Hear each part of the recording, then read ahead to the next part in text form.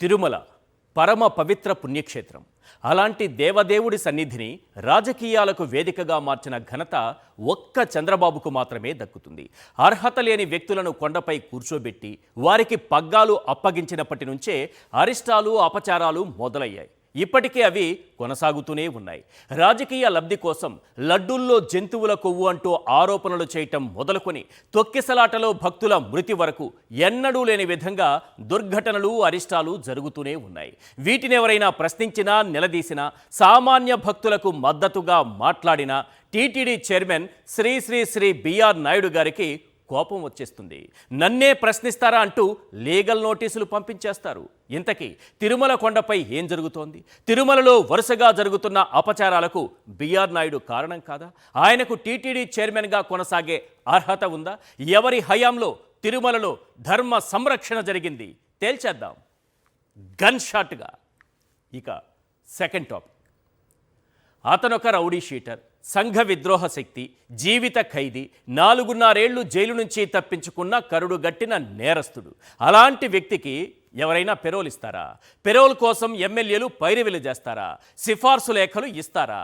ఏకంగా హోంమంత్రే పెరోల్ ఇవ్వాలని నోట్ ఫైల్లో సంతకం పెడతారా?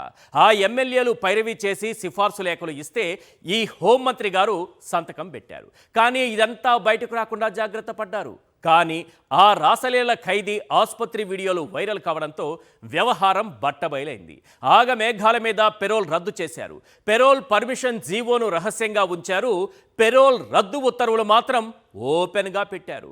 ఆ ఎమ్మెల్యేల పేర్లు బయటకొచ్చాయి. విషయం ఏంటని అడిగితే హోంమంత్రి అనిత గారు నీళ్లు నమిలారు. ఇంతకీ ఆ పెరోల్ వెనుక అసలు కథేంటి? జీవిత ఖైదీతో ఆ ఎమ్మెల్యేలకు ఉన్న లింకులేంటి?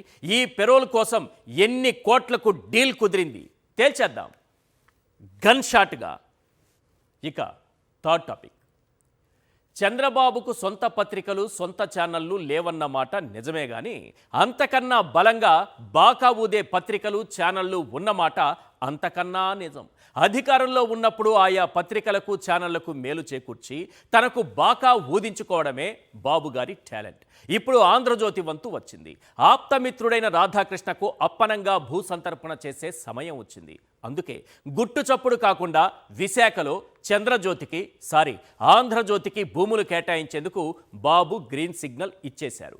విశాఖలో హౌసింగ్ బోర్డుకు చెందిన 1/2 ఎకరం స్థలాన్ని నామమాత్రపు ధరకు దానం చేసేందుకు సిద్ధమైపోయారు. కాకపోతే కౌన్సిల్లో వైఎస్ఆర్సీపీ సభ్యులు ఎదురు తిరగడంతో ప్రస్తుతానికి దాన్ని వాయిదా వేశారు.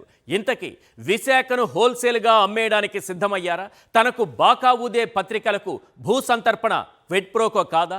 Land incentive for tech policy వెనుక ఉన్నటువంటి కుట్ర ఏంటి? తేల్చేద్దాం గన్ షాట్గా.